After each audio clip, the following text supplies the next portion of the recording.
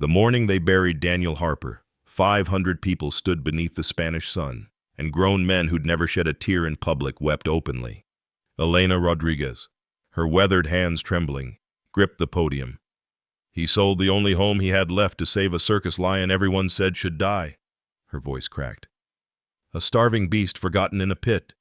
Father Miguel stepped forward, his ancient eyes scanning the crowd of ranchers, shopkeepers, and strangers who'd traveled across continents. "But you don't understand," he said softly. "The lion saved him first." A sound rolled down from the sanctuary hills, deep, mournful, impossible. A roar that shouldn't exist anymore. From a creature that should have been gone 3 years past. The crowd turned toward those hills, where everything had begun on an ordinary morning when Daniel Harper, destroyed by grief, had heard something crying from the depths of an abandoned quarry. Before we continue, please leave a like and let me know which city you're watching from. Now, let's get back to the story. Daniel Harper had come to the Andalusian hills to disappear. At 68, the retired mechanical engineer from Colorado Springs wanted nothing more than to fade into the dry Spanish landscape, to become as weathered and silent as the ancient olive trees that dotted the valleys. 3 years had passed since Marcus died on that Colorado mountain face, and 10 since cancer took Sarah. Time meant nothing anymore except the weight of mornings he had to wake up and remember they were gone. His farmhouse sat 2 miles outside San Isidro, a town of 1,200 souls who still crossed themselves when they passed the church. Daniel had bought it with the last of his savings, seeking isolation in its crumbling stone walls and views of endless brown hills. His pension, $2,100 monthly, was enough here. More than enough for a man who'd forgotten why eating mattered. Each morning at 5, before the heat claimed the day, he walked Marcus's favorite trail. His son had visited only once, the year before the accident, but had fallen in love with the winding path through scrub brush and limestone. "Dad," Marcus had said, his veterinarian's eyes bright with that familiar passion. "This place is alive in ways you can't see yet. Give it time." The townspeople knew him as the silent American. Elena Rodriguez, who ran the cafe on the plaza, would nod when he bought his weekly supplies. Bread, cheese, coffee, nothing more. She was 62, a widow herself. Her daughter lost to leukemia 5 years back. She recognized grief's uniform, never pushed conversation. Father Miguel, 75 and bent like a question mark, was the only one Daniel spoke to beyond necessity. Not about God. Daniel was done with God, but about the weather, the olive harvest, anything except what mattered. Tom Bradley, the Texan rancher who'd retired to a spread north of town, thought Daniel was wasting away. "You need purpose, Harper," he'd said once. "Man wasn't meant to just exist." Dr. Isabella Foster lived in Seville, 90 minutes away. She'd known Marcus through their wildlife conservation work, had attended his funeral. Sometimes she sent letters Daniel couldn't bear to open. Mayor Carlos Mendoza worried about Americans dying in his jurisdiction. "Bad for tourism," he'd mutter, watching Daniel's ghost walk through town. None of them could have predicted that Daniel's careful entropy would shatter on an ordinary Tuesday morning, when the Spanish hills would offer him something that had been Marcus's dream. The morning everything changed began like the 1,000 mornings before it. Daniel woke at 4:30, dressed in the dark, and set out on Marcus's trail as the eastern sky showed the first blush of dawn. The October air carried the scent of wild thyme and dust. His boots knew every stone, every root that crossed the path. This automation of grief had become his religion, the only ritual that still made sense. 30 minutes into the walk, where the trail curved around a massive boulder, he heard it. Not the usual stirring of rabbits or the morning calls of hoopos. This was deeper, broken. A sound that belonged to neither the Spanish hills nor the taxonomy of local wildlife. It was weak, desperate, and unmistakably alive. Daniel stopped, his engineer's mind automatically triangulating the source. Off the trail to the west, through a thick stand of yellowed grass and scrub oak, where the old Hermosa quarry had been abandoned 20 years ago after a corruption scandal. He'd passed the warning signs dozens of times, never curious enough to investigate. But that sound, raw and pleading, pulled him forward. The grass was chest-high in places, hiding treacherous drops and rusted equipment. Daniel moved carefully, following the sound that came in intervals now, weaker each time. Then the ground simply opened before him, a pit 30 feet deep and 20 across. Walls of carved limestone turned green with moss and neglect. Morning shadows still claimed the bottom. But something moved down there. Something large. Golden eyes looked up at him. Eyes that belonged to a creature that should not exist in rural Spain. A lion. An African lion, male. Though his mane was patchy and dull. Even from this height, Daniel could see the ladder of his ribs, the hollow caves where muscle should be. The animal tried to stand when he saw Daniel, managed only to raise his massive head before collapsing again. "Jesus Christ," Daniel whispered, his first words aloud in 3 days. The lion wore a leather collar, cracked and faded. Daniel could make out letters, Magnifico. Below that, smaller text, Circo Estrella Mundial. The World Star Circus. He'd seen their abandoned trucks on the highway 6 months ago when news broke that the owner had been arrested for trafficking exotic animals. The authorities had seized what they could find, but clearly not everything. An M-shaped scar marked the lion's forehead, pale against the tawny fur.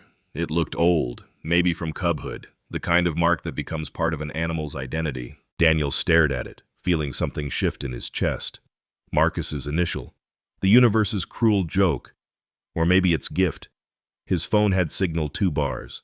He could call the Guardia Civil, report the discovery. They'd come with the proper equipment. Veterinarians. Protocols. That was the reasonable response. The safe response. But Daniel remembered Marcus at 14, crying over a euthanized shelter dog. Sometimes the system fails them. Dad, sometimes the rules aren't about compassion, they're about convenience. He made the call anyway. The officer who answered sounded tired, uninterested until Daniel mentioned the lion. Then came rapid Spanish. Transferred calls, long holds. Finally, a regional supervisor explained the situation. The lion was too old, too sick, too expensive to rehabilitate. If it couldn't be immediately placed in a certified facility and none had space for another aging circus animal, euthanasia was the only option. They could send someone tomorrow. Tomorrow? Daniel asked. Or the next day? It has survived this long, senor. Daniel ended the call. The lion hadn't moved, but those golden eyes tracked him as he paced the pit's edge. There was no plea in them. No hope, just the patient waiting of something that had accepted its end. Not tomorrow, Daniel said to the lion. Not like this. He had rope in the truck, always did. Old habit from mountain country. His water bottle was half full. Using his belt to extend his reach, he lowered the bottle slowly. The lion watched it descend but didn't move. The water pooled near his head, untouched. Daniel sat on the pit's edge until noon, occasionally speaking to the lion about nothing, the weather, the eagles that circled overhead, Marcus's belief that every creature deserved a witness to its suffering. The lion's eyes would close, then open again, checking if the human remained. I'll be back, Daniel promised as shadows began to shift. I don't know what I'm doing, but I'll be back. The lion made a sound, then not quite a roar, barely a rumble. But it was acknowledgement. It was enough. Daniel Harper, who'd come to Spain to fade into nothing, suddenly had a reason to return tomorrow. By the 8th day, Daniel Harper had transformed into someone he didn't recognize. The man who'd sought oblivion in routine now woke with purpose, his movements sharp with urgency. He'd spent a week researching, planning, gathering courage for what he was about to do. The lion Magnifico, he'd started calling him, had survived on the water and small portions of raw chicken Daniel could lower down, but both of them knew this wasn't sustainable. Standing in the hardware store in San Isidro, Daniel calculated quickly. His October pension had deposited 3 days ago $2,100. converted to roughly 1,900 euros. The list in his hand would consume it all: industrial rope rated for 500 pounds, pulleys, carabiners, 2x4s for a frame, a manual winch. Then the veterinary supplies from a shop 2 towns over, where they didn't ask questions: antibiotics, wound cream, vitamin supplements designed for large dogs that might work for a malnourished lion. Building something. Senor Harper. Elena Rodriguez appeared beside him, her knowing eyes taking in his cart. Repairs, Daniel said shortly. She nodded, but he saw her notice the industrial quantity of raw meat he'd ordered from her brother's butcher shop. Some repairs require more strength than others, she said carefully. If you need help, I don't. But she'd planted the seed of fear. What if someone discovered what he was doing before he could stabilize Magnifico? The lion would be dead within hours of being reported. Daniel worked through the night, constructing a pulley system that could lower supplies safely. His engineering background served him now, calculating load distributions, stress points, failure risks. By dawn on day 9, he had a functioning elevator that could carry 50 pounds at a time. Not enough for a lion, but sufficient for everything else. Days blurred together in a routine of devotion. Each morning before sunrise, Daniel loaded his truck with supplies. 20 pounds of meat, daily organ meat when possible, supplemented with calcium powder, 5 gallons of fresh water, blankets for the cold nights that were coming. A tarp stretched between poles he'd driven into the pit walls, creating shelter from the rain that would arrive with winter. On day 15, breakthrough came. Daniel arrived to find the water bowl empty for the first time. Magnifico had drunk during the night. The lion lay in the corner he'd claimed, watching Daniel with those golden eyes that seemed less glazed, more present. "Good morning," Daniel said, beginning what had become a ritual of one-sided conversation. "Marcus would have loved knowing you're still fighting." He'd started bringing Marcus's journals, reading aloud while lowering supplies. His son's handwriting, cramped and eager, described cases from his veterinary practice, his philosophy about animal consciousness, his frustration with humanity's casual cruelty. Day 20 brought the second miracle. Daniel arrived to find Magnifico standing swaying, but standing near the food platform. Half the meat was gone. The lion retreated when Daniel appeared, but not as far. Progress measured in feet and degrees of trust. "You knew my son," Daniel said suddenly on day 22, the realization hitting him as he read a particular journal entry. Marcus had written about a circus lion with an M-shaped scar, a magnificent creature trapped in a traveling prison. "My God, you knew him. He wrote about you 3 years ago, called you a survivor, said you deserved better than bars and whips." The journal entry was dated 2 months before Marcus's death. "Saw Magnifico again today at Circo Estrella. He remembers me, I'm sure of it. He comes to the bars when I visit. I've been wiring money to the handler, making sure he gets better food. Dad would say I'm wasting money on lost causes, but Dad doesn't understand that some connections transcend logic. Planning to approach the owner about purchase once I save enough. This lion deserves to die free, not performing tricks for children's birthday parties." Daniel's hands shook. "He was trying to buy your freedom. My stubborn, idealistic son was going to rescue you." On day 25, Magnifico maintained eye contact for a full minute, not the blank stare of before, but genuine acknowledgement.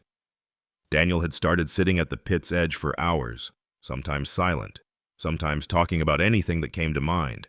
The grocery list, the weather, Sarah's laugh, Marcus's first pet, a 3-legged cat named Tripod. Day 30 arrived gray and cold. Daniel descended his ladder partially, hanging suspended 15 feet above the pit floor to better position a new water trough. Magnifico watched from his corner but didn't retreat. Then, as Daniel spoke about Marcus's childhood fear of thunderstorms, the lion made a sound, not a roar or growl, but a deep rumble that vibrated through the limestone walls. It wasn't aggressive. It was almost conversational. "I know," Daniel whispered. "I miss him too." What Daniel hadn't counted on was Tom Bradley's nosiness. The Texas rancher had noticed Daniel's truck heading toward the quarry each morning. had grown suspicious of the mysterious American's sudden activity. On day 31, he followed. Daniel was reading from Marcus's journal when he heard footsteps above. Tom's face appeared at the pit's edge, eyes widening as he took in the scene, the elaborate pulley system, the sheltered corner, the lion watching everything with intelligent eyes. "Harper, have you lost your goddamn mind?" Tom's voice bounced off the walls. "That's a lion. A goddamn lion. I know what it is. I'm calling the authorities." Tom pulled out his phone. "They'll kill him." Daniel didn't move from his position. "He's old, sick, worthless to them. They'll put him down before sunset. Better than it killing you. Look at him, Bradley. Really look. Does he look like a killer to you?" Tom peered down at Magnifico, who hadn't moved despite the shouting. The lion's ribs still showed. His mane was still patchy, but there was dignity in his stillness, a resigned patience that spoke of years of enduring human decisions. "This is insane," Tom muttered, but he'd lowered his phone. Elena Rodriguez chose that moment to arrive, having followed Tom's truck. She took in the scene with one sweeping glance, then said simply, "How can we help?" "Elena, you can't be serious." Tom protested. She looked at him steadily. "Some things are bigger than rules. Mr. Bradley, this man is trying to save something. When did that become wrong?" Father Miguel's Sunday sermon 3 days later never mentioned lions or pits or stubborn Americans, but he spoke about compassion that transcends common sense, about Abraham willing to sacrifice everything for faith, about the divine appearing in unexpected forms. Half the congregation understood. Mayor Mendoza frowned through the entire service. Word spread the way secrets do in small towns, whispered but urgent. The American was hiding a lion, not a dog or cat, but an actual African lion. Some said he'd gone mad with grief.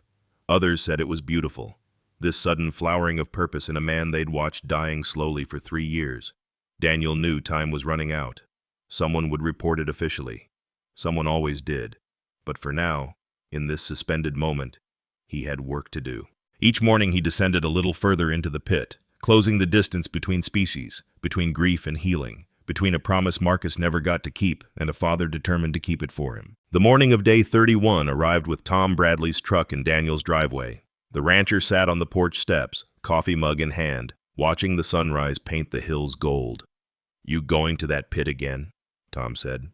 It wasn't a question. "Every day." "Then I'm coming. Someone needs to make sure you don't get yourself killed." Daniel studied the older man's weathered face. Tom was 71, built like a fence post, all wire and leather. "Why? Because I had a son once too.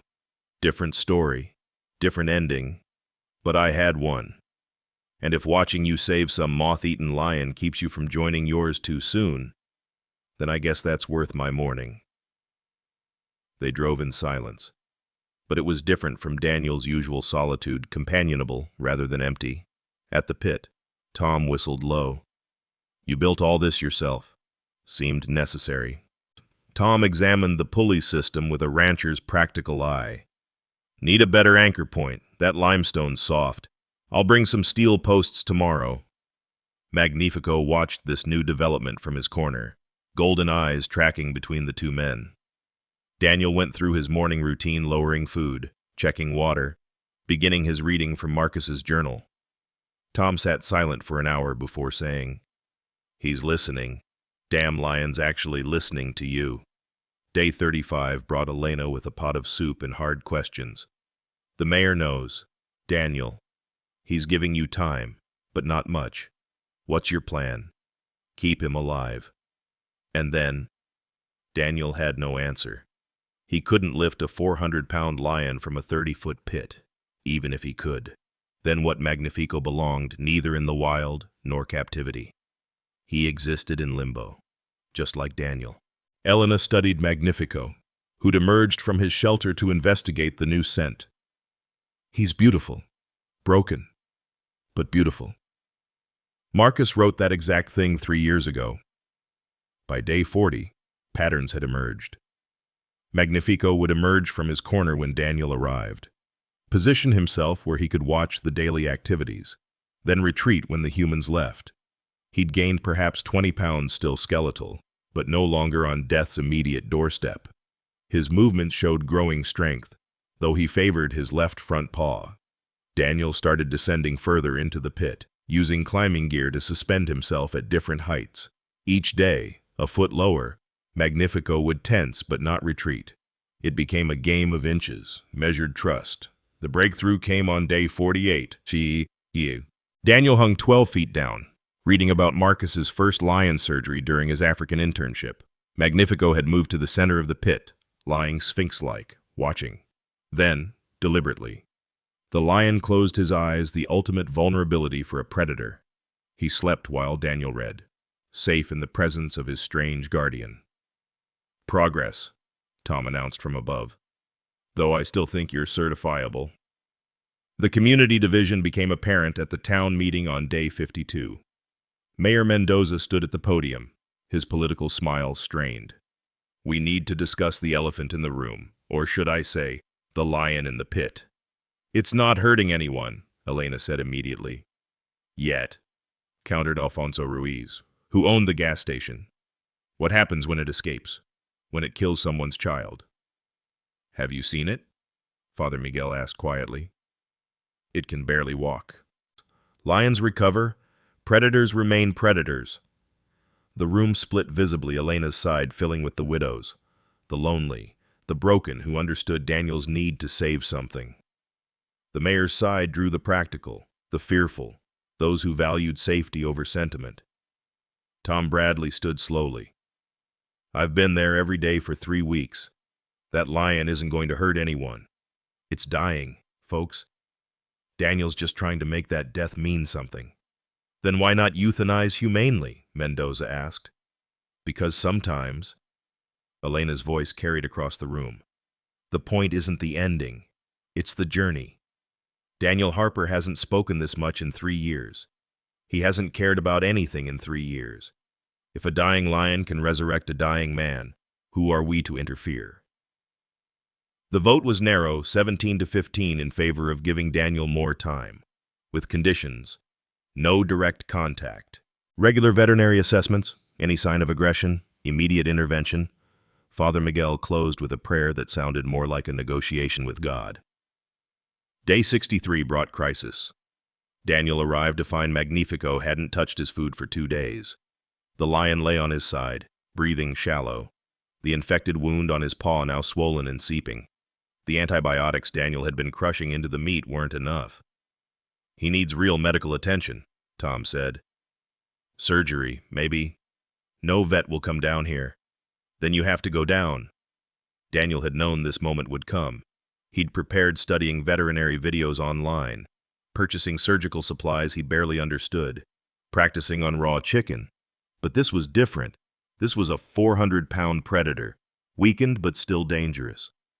On day 67, Daniel made his choice. He loaded a pack with medical supplies, whispered a prayer to a God he'd stopped believing in, and descended the ladder completely for the first time. Magnifico lifted his massive head, watched Daniel's approach. 10 feet, 5 feet. Daniel could see individual whiskers now, could smell the wild scent that no amount of captivity could erase. He sat just outside of lunging distance, speaking softly. "I need to help you. Marcus would never forgive me if I let you die from something treatable." For an hour, neither moved. Then Daniel placed the medical supplies between them and retreated a few feet. Magnifico sniffed toward them but didn't move. Another hour passed. The sun tracked across the pit floor, marking time and shadows. Finally, Daniel did something insane. He turned his back on the lion and began preparing supplies, laying out gauze, antibiotics, surgical tape. He heard movement behind him but didn't turn. Either Magnifico would kill him or not. Either way, the waiting would end.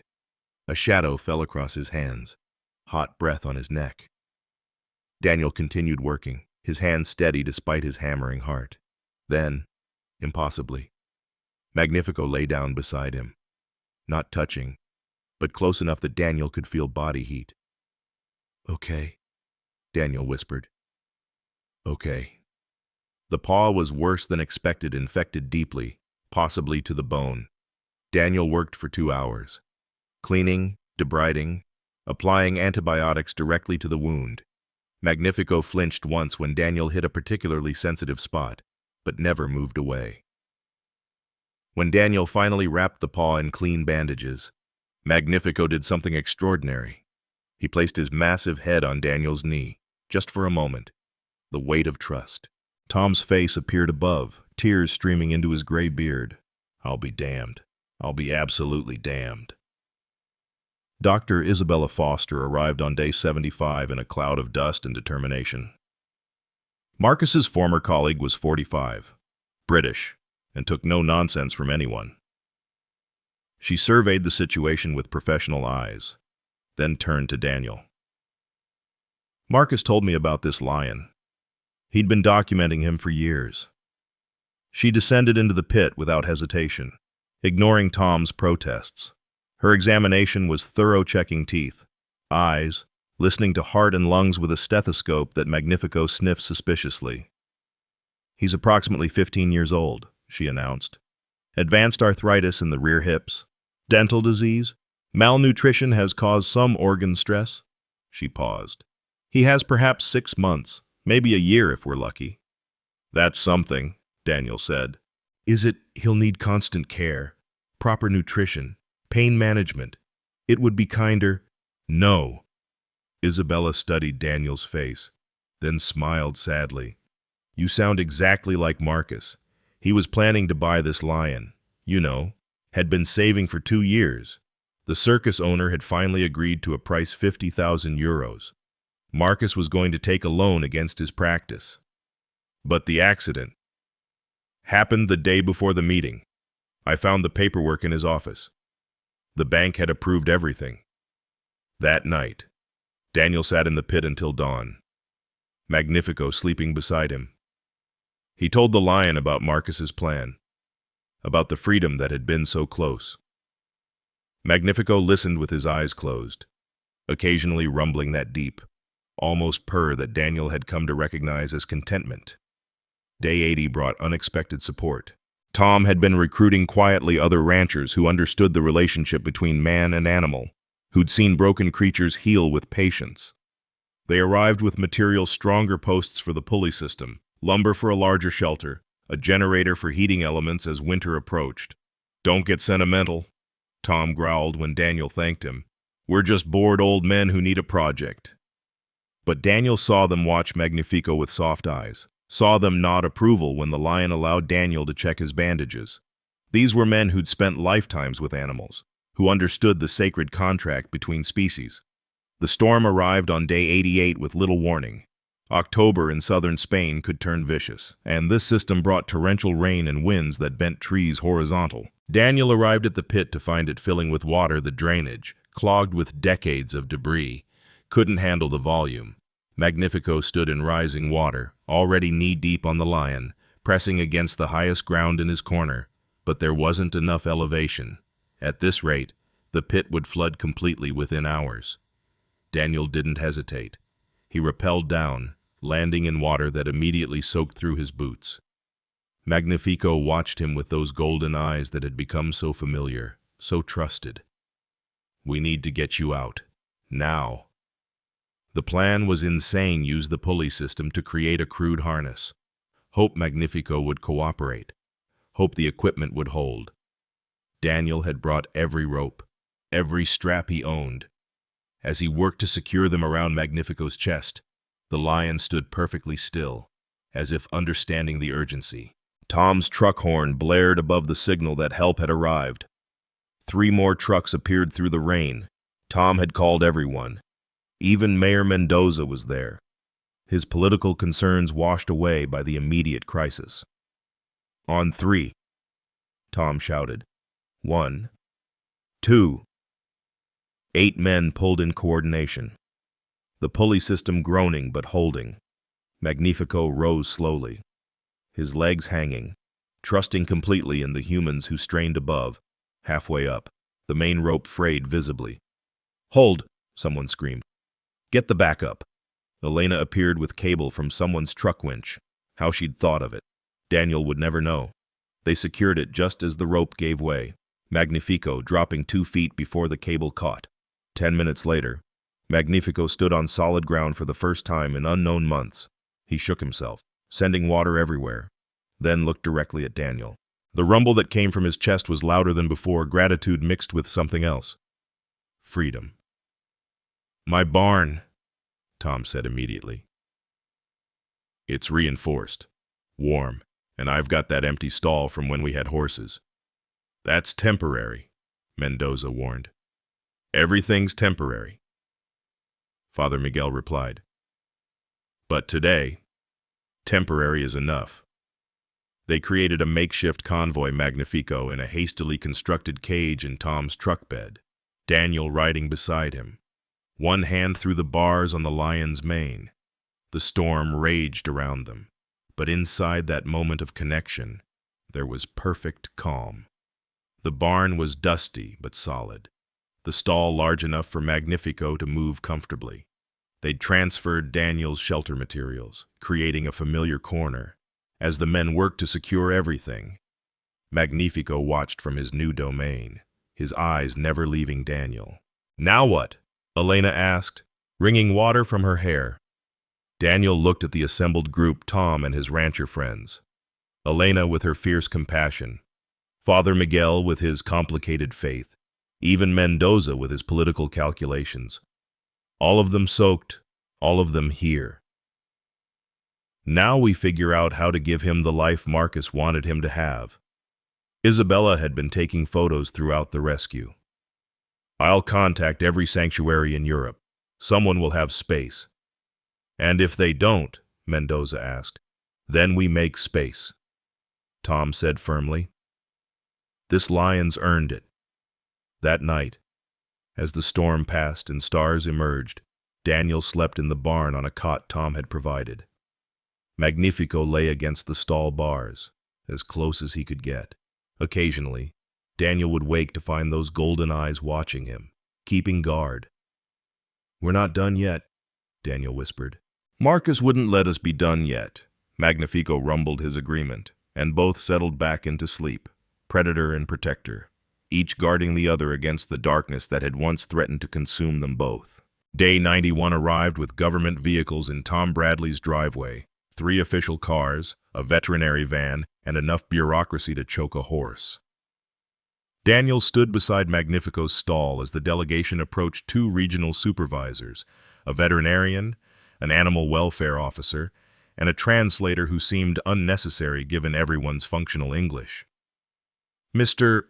Harper," the lead supervisor, a thin man named Francisco Delgado, consulted his tablet. "We've reviewed the situation. The lion cannot remain in a barn. It's illegal, dangerous, and, frankly, absurd." Magnifico watched from his corner, his golden eyes tracking each stranger.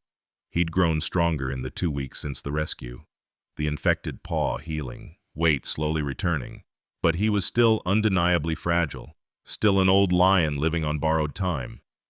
"We're prepared to offer 2 options," Delgado continued. "First, humane euthanasia. The state will cover all costs. It can be done today, peacefully." "No." Daniel's response was immediate. Then option 2, placement in a certified sanctuary. However, the lion is your responsibility, which means you must cover all costs: transport, medical clearance, and the sanctuary fee. Delgado paused. 50,000 euros minimum. Tom whistled low. "That's robbery. That's regulation. The Wild Haven Reserve outside Seville has agreed to take him, but only with full payment up front. They're the only facility in Spain with space for an elderly circus lion. Without payment." Delgado shrugged. "How long do I have?" 72 hours. After that, we implement option 1 regardless." After they left, Daniel sat in the barn doing mathematics that wouldn't balance. His savings, 3,000 euros. His possessions, a 15-year-old truck worth maybe 2,000. His pension would take 2 years to accumulate 50,000. The only thing of value was the farmhouse Marcus's favorite place, Sarah's dream retirement home before the cancer, worth perhaps 48,000 euros in the current market. You can't sell the house, Tom said flatly. Where would you live? That's not the question that matters. Daniel, be practical. The lion's dying anyway. Isabella said 6 months, maybe a year. You'd be homeless for a dying animal. Daniel looked through the stall bars at Magnifico, who was watching him with those patient eyes that had seen too much. Marcus tried to buy his freedom. The paperwork was signed. Tom, one day, if Marcus had lived one more day, Magnifico would already be free. Marcus isn't here. No, but I am. That evening, Elena Rodriguez called an emergency meeting at her cafe. When Daniel arrived to get dinner, he found it packed with familiar faces, all the people who'd helped with the rescue, plus others he barely knew. They fell silent when he entered. "We're not letting you sell your house," Elena announced. On the table was a coffee can with Magnifico Fund written in marker. Inside, Daniel could see euros of every denomination. "People have been contributing all day," Father Miguel explained. Once word spread about the ultimatum. "Mrs. Chen from the bakery gave 500, Elena added. "She said anyone who sits with a lion deserves help." "Even Mendoza contributed," Tom smirked. "Anonymously, of course." Daniel stared at the can, throat tight. "How much?" 15,000 so far. If we can raise the rest." "No." The room erupted in protests. Elena's voice rose above the rest. "This is what communities do, Daniel. We help each other. This isn't your burden." "Burden." Father Miguel stood slowly. "Daniel, you've given this town something we didn't know we'd lost. Hope, purpose, a reminder that love isn't always practical." He gestured to the can. "This money isn't charity. It's investment in something bigger than ourselves." "I appreciate I do. But this is my journey. My promise to keep." Daniel's voice stayed steady despite the burning in his eyes. "Marcus was my son. Magnifico was his dream. I need to do this myself. Or it means nothing." "Pride is a sin." "Harper," someone called out. "It's not pride. It's—" Daniel struggled for words. "It's the last conversation I'll ever have with my son. I can't let other people finish it for me." Elena grabbed his hands, her own weathered fingers strong. "Then we'll hold the money, if you change your mind." "I won't." "Stubborn fool," Tom muttered. But there was respect in it. Daniel spent day 94 at the bank, signing papers that felt like signing away pieces of Marcus's childhood. The house would be listed immediately. The bank officer, a young woman who'd clearly been briefed on the situation, kept apologizing. "It's a seller's market. At least, you should get asking price." And after the 50,000, well, nothing. "Mr. Harper, the house is valued at 48,000. You'll need to find the additional 2,000 elsewhere." Daniel thought of the coffee can at Elena's cafe. 2,000. He could accept just 2,000 without compromising his need to do this alone. But no, even that felt like cheating. That afternoon, he sold his truck to a farmer for 1,500 euros. Tom would drive him now, had already volunteered. The wedding ring he'd worn for 40 years, brought 300 at the pawn shop. Marcus's childhood bicycle, kept for sentimental reasons. Added another 100, still short. On day 97, unexpected salvation came from Isabella Foster. She arrived at the barn with a manila envelope. "I've been going through Marcus's things at my clinic. He left boxes of research materials. I found this." Inside were photographs, dozens of them, all of Magnifico over the years. Marcus had been documenting the lion's decline, building a case for rescue. But at the bottom was something else, a savings bond in Daniel's name, dated 3 years ago, the day before Marcus died. 2,000 euros, Isabella said softly. "The note says for Dad, for when you're ready to save something." Daniel's knees buckled. Tom caught him. guided him to a hay bale. He knew, Daniel whispered. Somehow, he knew. Marcus understood people, Isabella said. Especially you. Day 98, the Revelation Night. Daniel sat in Magnifico's stall, having decided to spend what might be their last night together actually together. The lion had accepted his presence completely now, even allowing Daniel to lean against his warm bulk. Tomorrow, they're taking you to a better place, Daniel explained. Proper care, other lions eventually, space to roam, Magnifico rumbled, the vibration traveling through Daniel's body. I won't be able to visit every day. Maybe once a week. Tom's promised to drive me. Daniel's voice caught. I'm not abandoning you. I need you to know that. The lion shifted, placing one massive paw on Daniel's leg. The weight was enormous, but gentle. They sat like that for an hour, the barn dark except for moonlight through the windows. I feel him here, Daniel whispered. Marcus, like he's watching, approving. He laughed, short and broken. Maybe I'm going crazy. Maybe grief and lions don't mix well. Magnifico turned his great head, looked directly into Daniel's eyes. In that golden gaze, Daniel saw something that transcended species understanding. Acceptance. Peace. The lion knew. Somehow, impossibly, he knew this was all connected to Marcus. Thank you, Daniel said, for letting me save you, for saving me back. Around midnight, something extraordinary happened. Magnifico stood, stretched, then did something he'd never done before. He groomed Daniel, his rough tongue catching Daniel's sleeve, cleaning it like he would a cub. The gesture was so unexpected, so tender, that Daniel broke completely, sobbing into his hands while the lion continued his gentle ministration. Okay, Daniel gasped.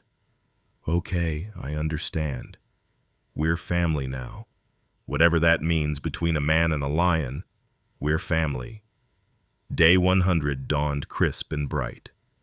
The transport from Wildhaven Reserve arrived at 8, a specialized truck with a reinforced cage, veterinary equipment, 2 handlers who knew their business. They were kind, these people who dedicated their lives to rescued animals. We've read Marcus Harper's research. The lead handler, a woman named Carmen, said, he was brilliant. We'll take excellent care of Magnifico. But when they opened the stall, Magnifico pressed against the back wall, eyes wide.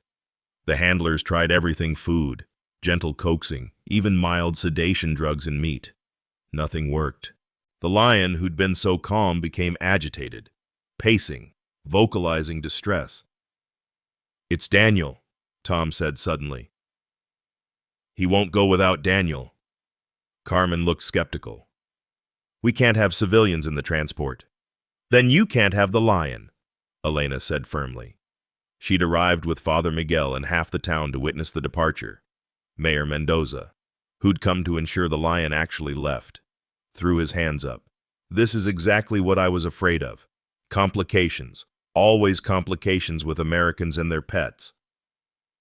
He's not a pet, Daniel said quietly. He's a survivor, and he needs to know he's not being abandoned again. Carmen made phone calls, argued with superiors, filled out additional paperwork. Finally, she turned to Daniel. You can ride in the cage with him. It's completely against protocol, but... She gestured at Magnifico, who hadn't moved from his corner. We don't have sedation strong enough to force him without risking his health. You could die, Mendoza pointed out. Caged with a lion for 2 hours? I've been in smaller spaces with him. The loading became simple once Daniel entered the transport cage first. Magnifico followed immediately, settling beside him. Daniel's hand found the lion's mane as the doors closed. This is insane, someone muttered. This is love, Father Miguel corrected. The drive to Seville took exactly 2 hours and 12 minutes. Daniel knew because he counted every second, his hand never leaving Magnifico's body. The lion stayed calm, occasionally looking out the ventilation slots at the passing landscape, his first view of the world beyond pits and barns in possibly years. "You're going to see trees," Daniel told him. "Real trees, and other lions, when you're ready, and the sun without bars creating shadows." When they arrived at Wild Haven, the staff was waiting. They'd prepared a transition enclosure smaller than the full habitat, but larger than anything Magnifico had known. It had grass, actual grass, and a pool of fresh water, and platforms for climbing if his arthritis allowed.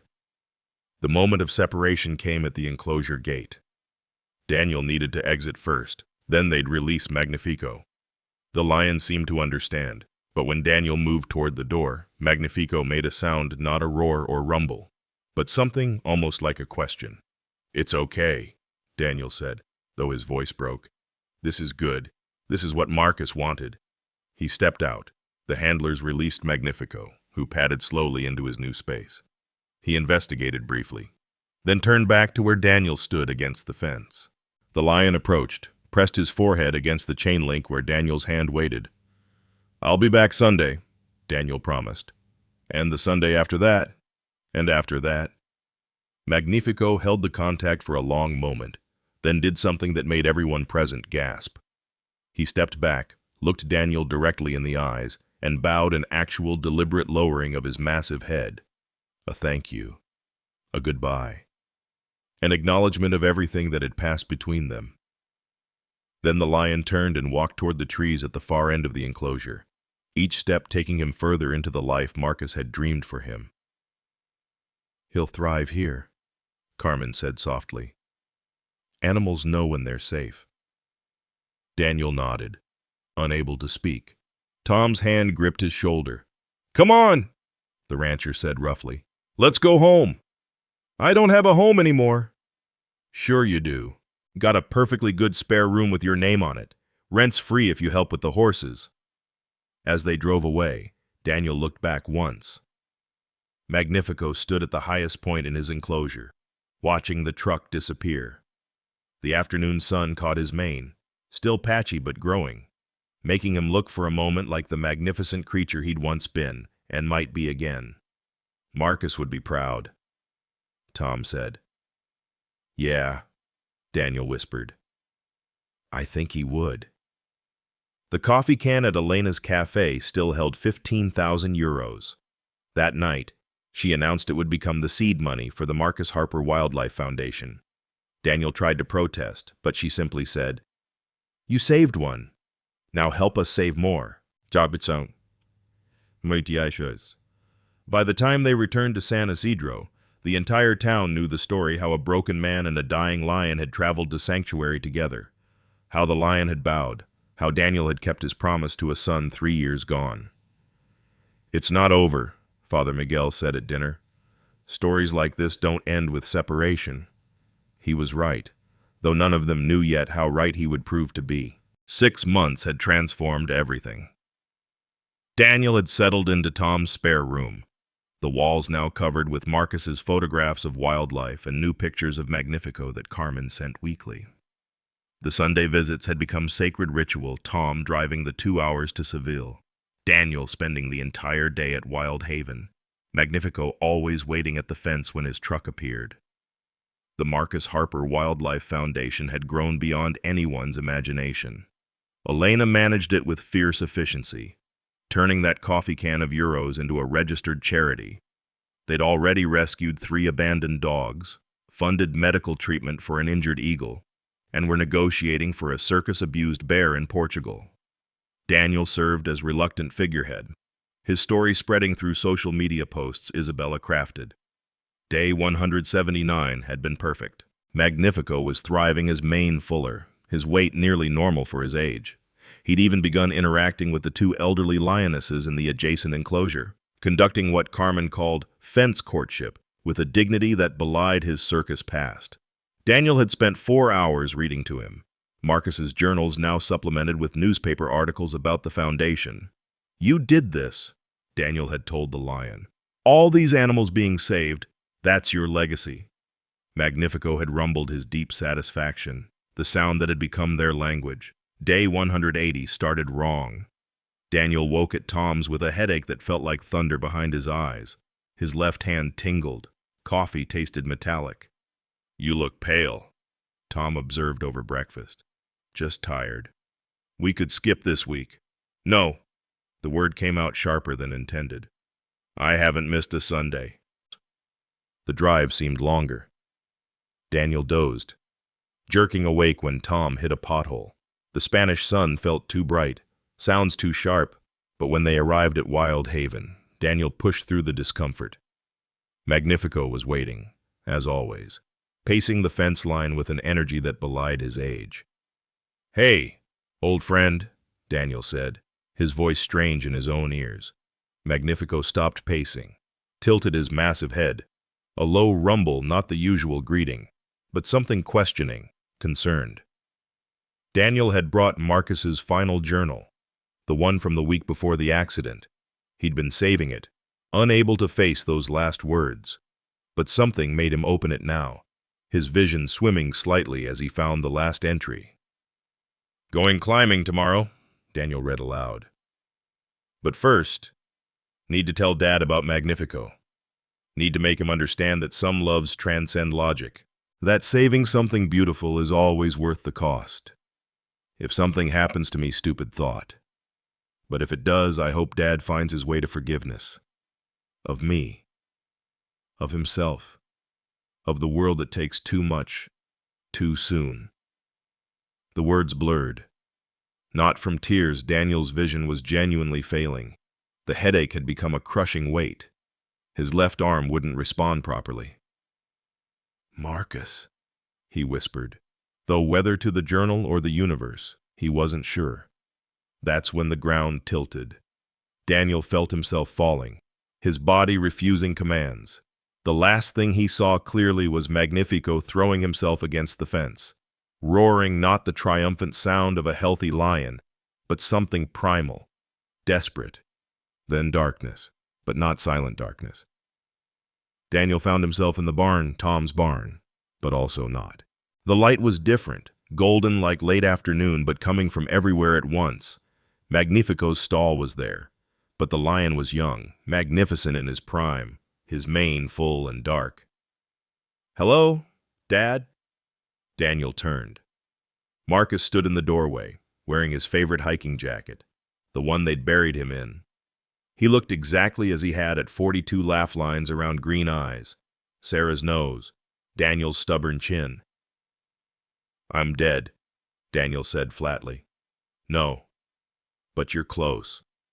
Closer than you should be." Marcus moved forward, and Daniel could smell him, that mix of antiseptic and animal that had always clung to his clothes. "You've been pushing too hard. I had to save him." "You did." Marcus smiled, that crooked expression that had melted Sarah's heart and exasperated Daniel in equal measure. "God, Dad, you did something I never imagined. You understood." "I didn't. Not until it was too late. It's never too late. Look." The barn shimmered. Suddenly, Daniel could see through time, every moment with Magnifico layered like transparent photographs. The pit, the rescue, the midnight grooming session, the bow at Wild Haven. But more than that, he could see Marcus in echoes. All the times his son had visited this same lion, building trust over years. "You knew him since he was young," Daniel said wonderingly. "Found him as a cub in Africa. During my internship, traffickers had him. I got him to a rescue, but they lost track of him. Took me 10 years to find him again, trapped in that circus." Marcus's voice carried old pain. "I tried so hard to free him. Why didn't you tell me? Would you have understood then? Your practical engineer brain would have calculated costs versus benefits. You'd have been right, logically. But logic isn't everything." The barn shifted again. Now Daniel saw himself at 30, dismissing Marcus's veterinary school applications. Saw himself at 40, missing Marcus's graduation for a work project. Saw himself at 50, arguing that animals were just animals, that Marcus was wasting his talent on creatures that couldn't appreciate it. "I was wrong." "No, You were yourself, and I was myself. We just took longer to see each other clearly. Marcus moved closer, and Daniel realized he could touch him. Actually touch his son. The embrace was everything solid, real. 3 years of grief dissolving into connection. Am I staying here? Not your choice. Dad, your body's fighting. Tom's driving like a maniac to the hospital. Carmen's veterinary team is doing CPR. And Magnifico. Marcus smiled sadly. He won't stop roaring. He's calling you back. I'm tired, son. I know, but he's not ready to lose you. Neither is Tom. Or Elena. Or that whole crazy town that's adopted you. Marcus pulled back, hands on Daniel's shoulders. The foundation. Dad, you've started something important. That's Elena's work. That's love's work. Yours, hers, theirs. The ripples spreading from one stubborn man choosing compassion over common sense. The barn began to fade. Marcus was becoming transparent. Wait. The lion was my last gift to you, Marcus said, his voice echoing from increasing distance. Not to save him, but to save yourself. When you're ready, really ready, let him go. He knows he's loved. That's all any of us need to know. Marcus. Tell Mom I miss her cooking. Tell her. Daniel woke to white ceiling tiles and the rhythmic beep of machines. His throat felt raw, his body heavy as stone. Elena's face appeared above him, streaked with tears.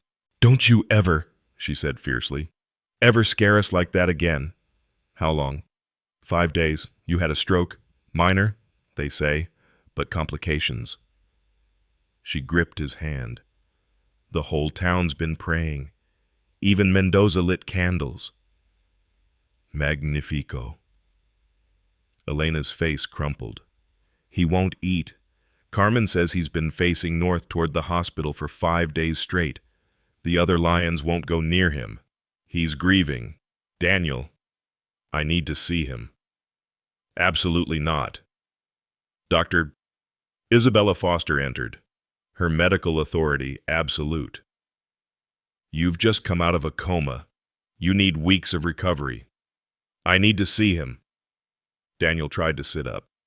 Failed. Tried again. He thinks I've abandoned him.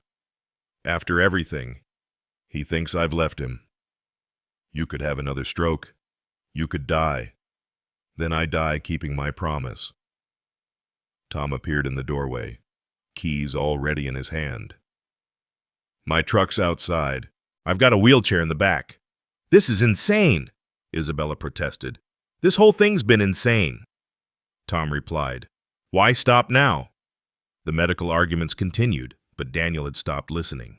He could hear it impossibly, across 90 miles. He could hear Magnifico roaring. Or maybe he was imagining it.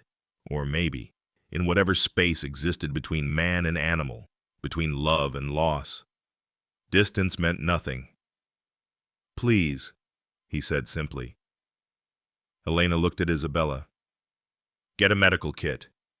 You're coming with us. The drive to Wild Haven took forever and no time at all. Daniel dozed between waves of pain, dreaming of Marcus, of Sarah, of lions walking through Spanish hills. When they arrived, Carmen was waiting with her entire staff. He's by the fence, she said. He hasn't moved in 18 hours. They wheeled Daniel as close as the path allowed. In the distance, a golden shape lay pressed against the chain link, not moving, barely breathing. Magnifico. The name carried across the space. The shape stirred, lifted. Golden eyes found Daniel across impossible distance. And then Magnifico did something that made Carmen gasp, made Isabella drop her medical bag, made Tom openly weep. The lion stood shaky, weak from 5 days without food, and roared. Not the desperate sound of before, but triumph, recognition, joy. He covered the ground between them in bounds that defied his age, his arthritis, his grief. He hit the fence with enough force to shake it. pressing his entire body against the barrier, rumbling that deep sound that meant everything. Daniel reached through, buried his fingers in the mane. "I'm here. I'm sorry. I'm here." Magnifico pushed his head against Daniel's hand, then did something extraordinary. He turned and walked to his food pile, 5 days of untouched meat, and began to eat. Slowly, steadily, his eyes never leaving Daniel. "He was waiting," Carmen whispered. "He wouldn't give up until he knew you were alive." Daniel stayed until sunset, until his body absolutely couldn't continue. As they prepared to leave, he pressed his forehead to the fence one last time. "I'll be back," he promised. "Maybe not next Sunday. Maybe not as soon as I want. But I'll be back." Magnifico rumbled understanding. Then he walked to the center of his enclosure, lay down in a patch of fading sunlight, and closed his eyes. At peace, trusting in promises kept and connections that transcended everything. "Your son would be amazed," Isabella said as they drove away. Daniel thought of the dream, of Marcus's words, of gifts that came disguised as burden. "No," he said softly. He knew. Somehow, he always knew. The recovery would take months.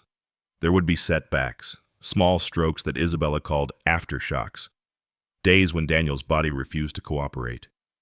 But every Sunday that he could manage, Tom would drive him to Wild Haven.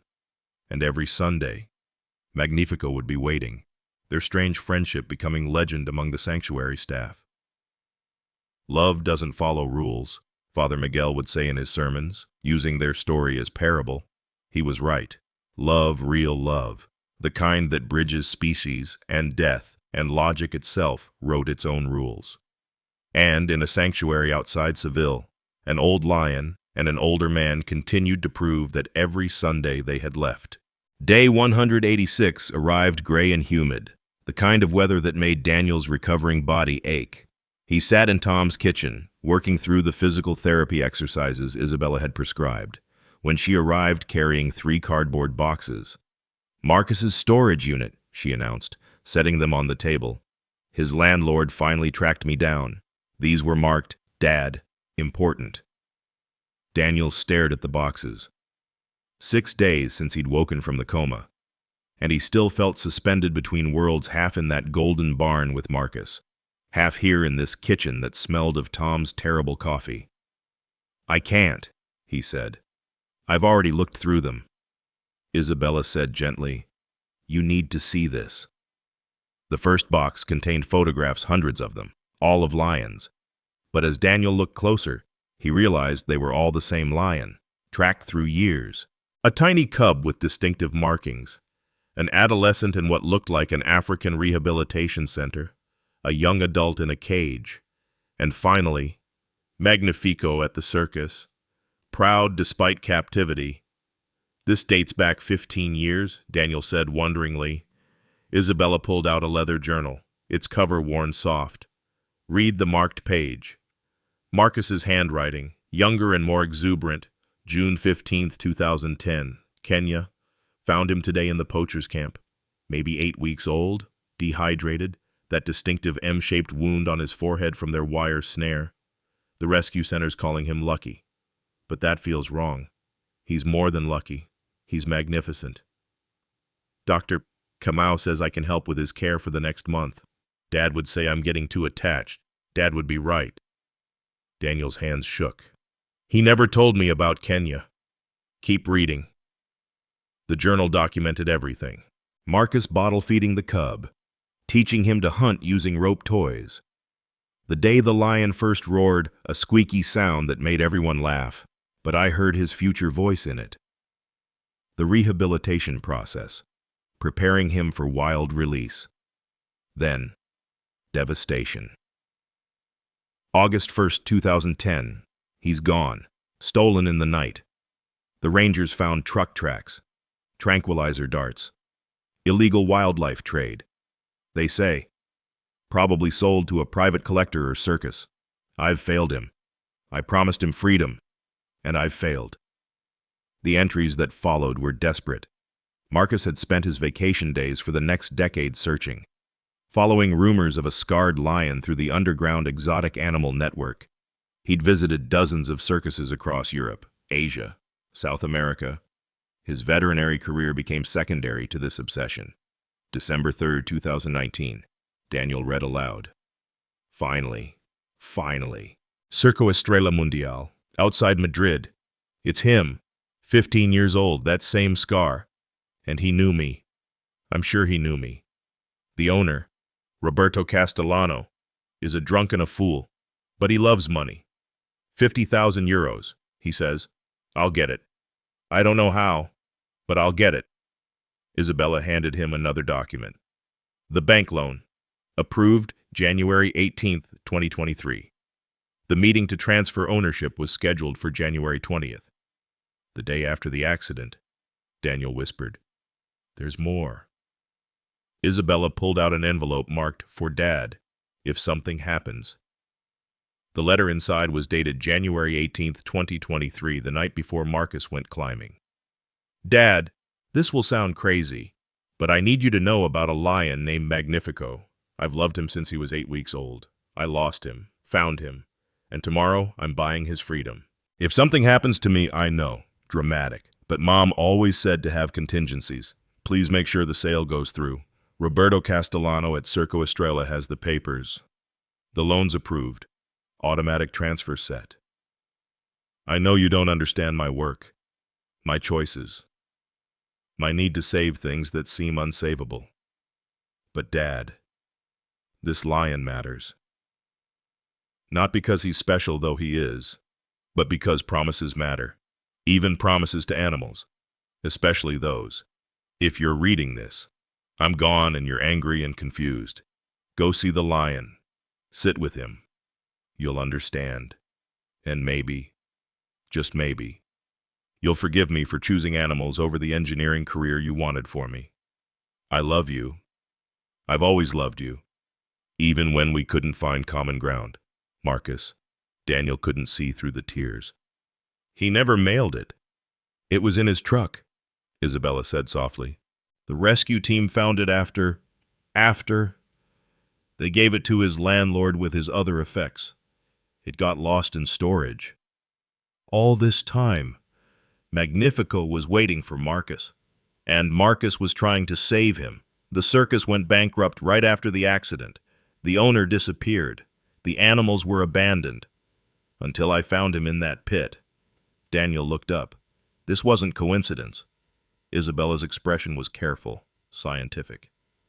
I don't believe in fate, Daniel, but the mathematical probability of you finding that specific lion. She shrugged. Sometimes the universe has patterns we can't explain. Day 190 arrived with unexpected strength. Daniel had been working with fierce determination on his recovery, driven by a need to see Magnifico with this new knowledge. Tom drove while Isabella monitored Daniel's vitals, Elena following in her car with Father Miguel. An entourage, Daniel muttered. A family, Elena corrected. Carmen met them at Wild Haven's gate with a wheelchair and warnings. He's been restless all morning, pacing, calling out. It's like he knows something's happening. Daniel could feel it too, an electric anticipation in the air. As they rounded the path to Magnifico's enclosure, the lion appeared. Already at the fence, but this was different from their usual meetings.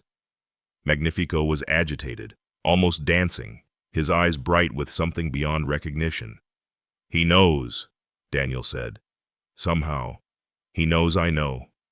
For the first time in all their interactions, Magnifico pushed his entire head through the fence opening a gap barely wide enough, requiring him to angle carefully. The gesture was so deliberate, so trusting, that Carmen gasped. I've never seen him do that. It makes him completely vulnerable. Daniel understood. This was Magnifico's response to the truth being revealed. The lion had always known who Daniel was, Marcus's father, carrying the same scent of grief, the same echo of love. He'd been waiting not just for rescue, but for this moment of full recognition. Daniel reached up from the wheelchair, wrapped his arms around the massive head. He felt the rumble deep in Magnifico's chest, different from before, not just contentment, but something like completion. They stayed frozen in that embrace for long minutes, predator and protector, held together by a love that had started with Marcus and transcended his death. Then, as suddenly as he'd approached, Magnifico pulled back. He looked at Daniel with those golden eyes that had seen so much, and Daniel saw the message clearly. It's okay now. We both know. We can both let go. The lion turned and walked toward the back of his enclosure, where the trees created natural shelter. But he didn't stop at his usual resting spot. He continued deeper, to an area Daniel had never seen him explore. He paused once, looked back, then disappeared into the foliage. "What's he doing?" Tom asked. Carmen checked her tablet, pulling up the enclosure cameras. He's going to the far corner. There's a cave there. Natural formation. He's never shown interest before. "He's showing us he's okay," Daniel said with sudden certainty. "He's choosing his own space, not waiting at the fence anymore." They waited an hour, but Magnifico didn't return. Finally, Carmen pulled up the thermal imaging. The lion was there, deep in the cave, sleeping peacefully. "I don't understand," Elena said. "Marcus told me in the dream," Daniel said, surprising himself by speaking of it aloud. "When you're ready, really ready, let him go. He knows he's loved." "You think he's saying goodbye?" Father Miguel asked. "No, he's saying he's free. Finally, truly free. Not from the circus or the pit, but from waiting, from needing to be saved." Daniel wiped his eyes. "Marcus saved him by loving him. I saved him by finding him. But now he's saving himself by choosing to just be a lion." Over the following weeks, Magnifico established a new pattern.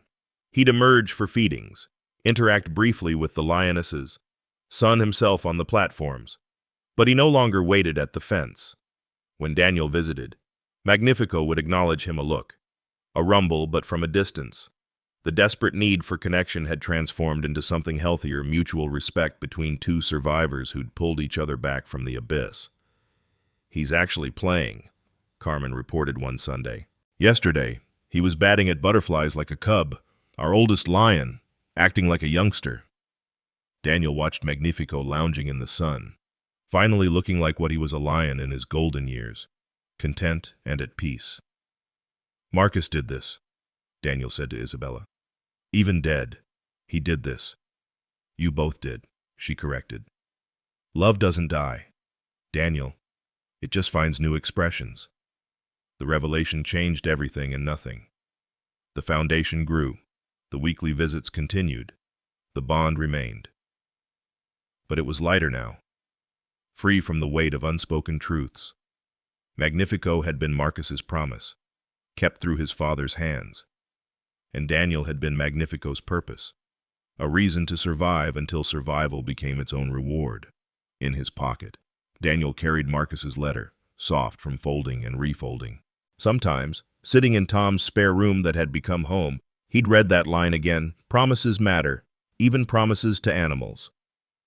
"I kept it, son," he'd whisper to the photograph on his nightstand, Marcus and Magnifico, taken years ago, both young and magnificent. "We both kept it." 1 year had passed since the revelation, and the Marcus Harper Wildlife Foundation occupied a small office in San Isidro's town square, directly across from Elena's cafe. The walls displayed rescued animals photos, 17 so far, each with their story of survival. Daniel sat at Marcus's old desk, donated by Isabella, reviewing applications for their newest project, converting Tom's northern pasture into a sanctuary for elderly circus animals. 500,000 euros, Tom announced, entering with coffee. "That's what your story raised this year. Who'd have thought a moth-eaten lion would inspire such generosity?" Daniel smiled, his recovery complete except for a slight tremor in his left hand. "Marcus always said every creature has the power to change the world. We just have to pay attention." Magnifico had lived far beyond Isabella's 6-month prediction. Day 400 found him majestically holding court in his enclosure, the undisputed patriarch of Wild Haven. The arthritis had worsened, his movements slower, but his spirit remained unconquered. He'd even developed a touching friendship with the eldest lioness, Serena, who'd groom him daily while he rumbled contentment. "He's teaching the younger rescues," Carmen reported during Daniel's weekly visit. "Yesterday, a traumatized tiger from Germany was cowering in the corner. Magnifico went over, lay down nearby, not threatening, just present. Within an hour, the tiger was calm. Day 600 arrived with spring wildflowers. Magnifico moved less now, spending most time on his favorite platform where the morning sun hit first. Daniel had brought a special visitor, Father Miguel, finally convinced to meet the lion who'd restored faith to their entire town. "He's magnificent indeed," the priest whispered, watching Magnifico's dignified presence. "He's tired," Daniel said softly, "but still fighting." Day 635. Carmen called at dawn. "You should come." Magnifico lay in his cave, breathing shallow but steady, not distressed, peaceful. Daniel sat outside the fence for 6 hours, reading Marcus's journals aloud one last time. The lion's eyes stayed closed, but his ears tracked Daniel's voice. "Thank you," Daniel whispered as sunset painted everything gold. "For waiting for me, for saving me, for showing me what Marcus knew all along." Magnifico opened his eyes once, looked directly at Daniel, rumbled so softly it was almost inaudible. Then he shifted slightly, faced the sunset, and released a long, satisfied sigh. Day 640. Daniel woke to his phone ringing. He knew before answering. "He went in his sleep," Carmen said through tears. "No pain." Serena was beside him. The memorial on day 650 brought 500 people from across Europe. Conservationists who'd followed the story, circus survivors who'd found hope in it, locals who'd watched a community transform around one lion's rescue. Daniel spoke briefly, his voice steady despite the tears. "My son saved this lion twice, once with his own hands in Kenya as a cub, once through mine in Spain as an elder. But the truth is, Magnifico saved us. He saved me from grief that was killing me. He saved our town from forgetting compassion. He saved Marcus's dream from dying with him." They buried Magnifico beneath an olive tree that Marcus had planted as a child during that single visit to Spain, its roots deep and branches wide. A marker read simply, "Magnifico, Marcus's promise, kept." Day 700 found Daniel training 3 new volunteers, a retired teacher, a young veterinarian who'd read Marcus's research, and surprisingly, Mayor Mendoza, who'd resigned to dedicate himself to animal welfare. "Every creature deserves someone who won't give up," Daniel told them, the same words he'd say to every volunteer for the next 7 years. "That's not sentiment, that's responsibility." A delivery arrived, a young lynx with a damaged leg, found in a trap. Daniel watched the volunteers work, gentle and determined, and saw Marcus in their movements. Looking at Marcus's photo on the wall, beside Magnifico's, he smiled. "I finally understand your heart, son." That evening, Tom found Daniel in the garden, watching the sunset toward Wild Haven. "Any regrets?" Tom asked. "None. Love doesn't end with goodbye." 7 years later, when Daniel passed peacefully at 77, the Marcus Harper Wildlife Foundation had saved over 2,000 animals. His final donation included a handwritten note for the stubborn ones who still believe in impossible things. The foundation continues today. Its mission statement simple: every life matters, every promise counts, love transcends everything, even death itself. I've told you this story because I need you to understand something I learned too late. Family isn't always blood, and gratitude isn't always spoken. Sometimes it's a lion's rumble at dawn. Sometimes it's an old rancher bringing coffee without being asked. Sometimes it's a whole town gathering coins in a coffee can for a dream that seemed foolish. Daniel thought he was saving Magnifico, but every person who witnessed their bond knows the truth. We save ourselves when we save others. The lion gave Daniel what his grief had stolen: purpose, connection, a reason to wake each morning. And Daniel gave Magnifico what the circus had stolen: dignity, choice, the knowledge that he mattered to someone. They never shared a language, yet understood each other perfectly. They never shared blood, yet became family in ways that matter more. When we watched them together, we saw what we'd forgotten in our practical, lonely lives: that love doesn't calculate cost versus benefit. Love simply acts.